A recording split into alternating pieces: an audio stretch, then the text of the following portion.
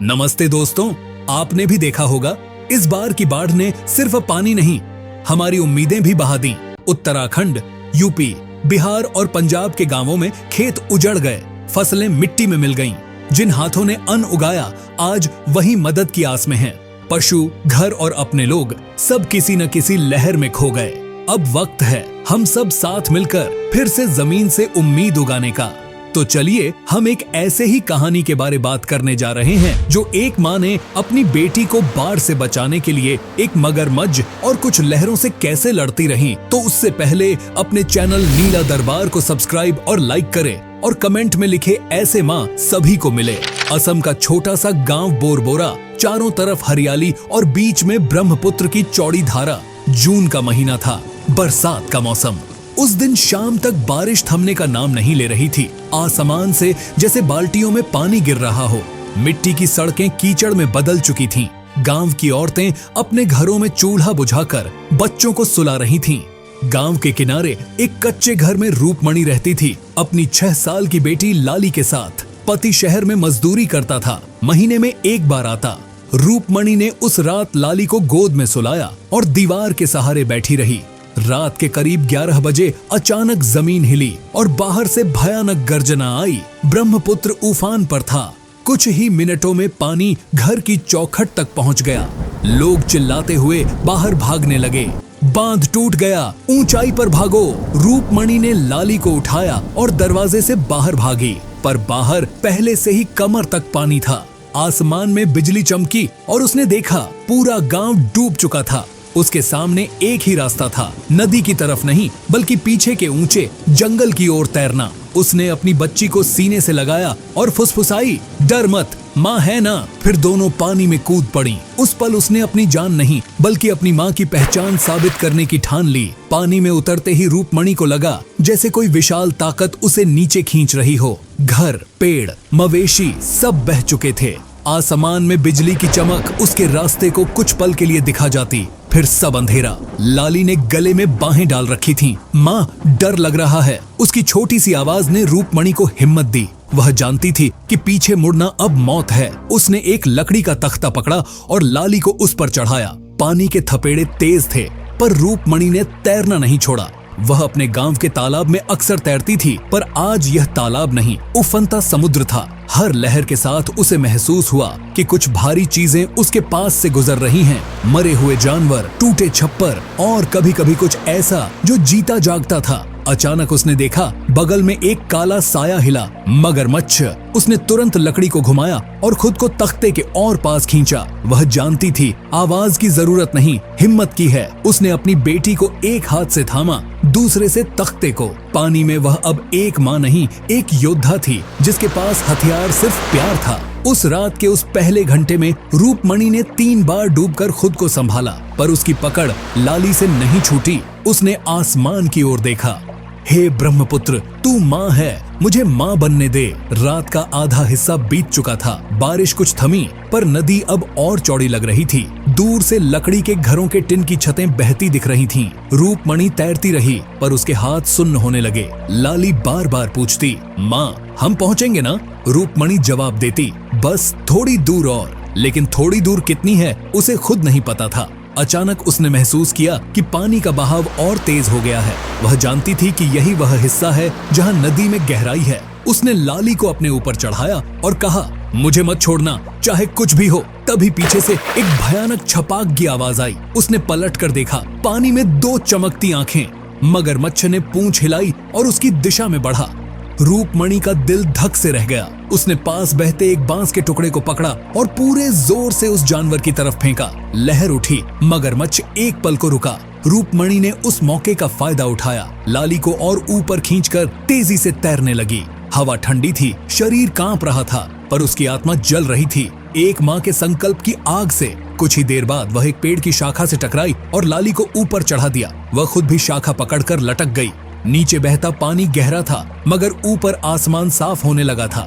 उसे लगा अभी सूरज निकलेगा, पर असली जंग अभी बाकी थी। सुबह की पहली किरणों ने आसमान को हल्का किया। रूपमणि की आंखें लाल थीं, शरीर थक चुका था। लाली पेड़ की शाखा पर सिकुड़ी बैठी थी, ठंडी और कांपती हुई। माँ, भूख लगी है, उसने कहा। रूपमणि के पास जवाब नहीं था। उसके शरीर में अब जान मुश्किल से थी। उसने अपनी साड़ी का एक टुकड़ा फाड़ा और बेटी को कस कर बांधा ताकि वह फिसले नहीं। उसने नीचे देखा, पानी में अब भी लहरें थीं और कहीं कहीं मगरमच्छ की पूंछ झलक रही थी। दूर किनारे पर कुछ पेड़ अब भी खड़े थे। शायद वही ऊंची जगह थी जहां बाकी लोग पहुंचे होंगे, लेकिन वह जगह 2 किलोमीटर दूर थी। उसने आंखें बंद की और मन ही मन कहा, हे माँ दुर्गा, शक्ति देना। फिर उसने लाली को अपने सीने से लगाया, पेड़ से छोड़ा और फिर से पानी में उतर गई। अब हर स्ट्रोक दर्द था, हाथों की नसें सूज गईं, होंठ फट गए, पर वह तैरती रही। हर बार जब लाली की सांस उसके कानों से टकराती, उसमें नया साहस जाग उठता। चारों ओर सिर्फ पानी था, नीला, गहरा और बेरहम। रूपमणि का शरीर जैसे टूट चुका था, पर माँ की आत्मा अभी भी लड़ रही थी। उसने महसूस किया, मैं अब नदी से नहीं, खुद से लड़ रही हूँ। तीसरा घंटा बीत रहा था। रूपमणि अब बस एक आदत की तरह तैर रही थी, एक एक स्ट्रोक जैसे किसी अनजानी लय में हो। अचानक उसे अपने कानों में आवाजें सुनाई देने लगी। रूपमणि, रुक मत। उसने सिर उठाया, कोई नहीं था। शायद यह उसका भ्रम था, या शायद उसके पति की आवाज थी जो कहीं दूर शहर में थी। मैं नहीं रुकूंगी, उसने खुद से कहा। एक बड़ी लहर आई और दोनों को नीचे धकेल दिया।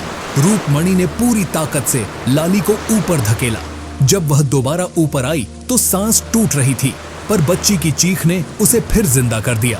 दूर कहीं एक बांस की नाव तैरती दिखी। उसने आवाज लगाई, बचाओ, पर हवा ने उसकी आवाज निगल ली। उसने लाली से कहा, हमारे गांव वाले आते होंगे। लाली ने कहा, माँ तुम देवी हो ना? रूपमणि ने मुस्कुराने की कोशिश की, अगर माँ होना देवी होना है तो हाँ। पानी अब थोड़ा शांत हुआ। उसने महसूस किया, शायद नदी अब थक चुकी है, या शायद उसे अब रूपमणि की हिम्मत से डर लगने लगा था। सुबह के करीब 10 बज रहे थे। गांव के कुछ लोग नावों में खोज अभियान पर निकले थे। उन्होंने देखा, एक पेड़ की शाखा पर कपड़े का टुकड़ा लहरा रहा था। रूपमणि ने उसी समय महसूस किया, किसी ने उसका नाम पुकारा। रूपमणि, कहाँ हो? उसने आवाज लगाई। यहाँ, यहाँ। नाव काफी दूर थी। बचाव दल के लोग चिल्लाए, थोड़ा रुकना, हम आ रहे हैं। पर नदी का बहाव अब भी तेज था। रूपमणि को डर था कि कहीं लहरें उन्हें दूर न फेंक दें। उसने एक आखिरी कोशिश की, लाली को अपने सिर पर चढ़ाया और खुद को पानी के हवाले किया। अब वह बस बहाव के साथ चल रही थी, पर दिशा वहीं रखी। लाली ने चिल्लाया, माँ हमें लोग दिख रहे हैं। रूपमणि की आंखों में आंसू आ गए। उसे पहली बार लगा कि शायद अब मौत को हराने की कीमत मिल जाएगी, जीवन। पर उसकी ताकत अब साथ छोड़ रही थी। उसने आखिरी बार कहा, लाली कसकर पकड़ना, बस थोड़ा और। उसकी सांसें भारी हो चुकी थीं। नाव अब कुछ ही दूर थी, नाव अब सामने थी, लेकिन रूपमणि के हाथ अब हिल नहीं रहे थे। उसने देखा, लोग रस्सी फेंक रहे हैं। एक रस्सी उसके पास आई, पर हाथ सुन्न थे। लाली ने पुकारा, माँ रस्सी पकड़ो। रूपमणि ने पूरी ताकत लगाई और रस्सी पकड़ ली, पर उसी वक्त एक और लहर आई और वह फिर नीचे खिंच गई। पानी के भीतर उसे लगा जैसे सब कुछ धीमा हो गया है। आंखों के सामने उसकी बेटी का चेहरा घूम गया, फिर उसके पति की मुस्कान, फिर माँ का चेहरा। वह नीचे जा रही थी, पर उसके होंठ अब भी हिल रहे थे। बचाना उसे। अचानक ऊपर से किसी ने उसका हाथ पकड़ लिया। बचाव दल का आदमी था। उसने चिल्लाया, खींचो जल्दी। कुछ सेकंड बाद दोनों पानी से बाहर निकाले गए। रूपमणि बेसुध थी, पर लाली रो रही थी। माँ आंखें खोलो। गांव की औरतें रो पड़ी। मर्दों ने नाव किनारे लगाई। 4 घंटे की जंग के बाद नदी हार चुकी थी। रूपमणि को जब होश आया तब शाम हो चुकी थी। वह गांव के स्कूल में बिछाई गई चटाई पर लेटी थी। चारों ओर लोग खड़े थे। डॉक्टर कह रहा था, चमत्कार है, ये बच गईं। लाली पास में बैठी थी। उसकी आंखें लाल थीं, पर चेहरे पर मुस्कान थी। माँ हमने जीत ली, उसने फुसफुसाया। रूपमणि ने कमजोर मुस्कान दी। जीत नहीं, बस हिम्मत ने साथ दिया। गांव की बुजुर्ग महिलाएं उसे देखने आईं। एक ने कहा, आज से तेरा नाम रूपमणि नहीं, जीवित देवी है। रूपमणि ने मना किया, मैं बस माँ हूँ। पर गांव नहीं माना। उन्होंने मंदिर में उसके नाम का दिया जलाया। सरकार की टीम आई, अखबारों में खबर छपी, असम की माँ ने किया असंभव। पर रूपमणि के लिए वो खबर नहीं, वो दिन याद था जब उसने अपनी बेटी की सांस महसूस की थी। कुछ हफ्तों बाद गांव फिर बसने लगा। स्कूल, खेत और मंदिर दोबारा बन रहे थे। रूपमणि अब रोज मंदिर जाती और बस इतना कहती, धन्यवाद। लोग उसे छूकर आशीर्वाद मांगते।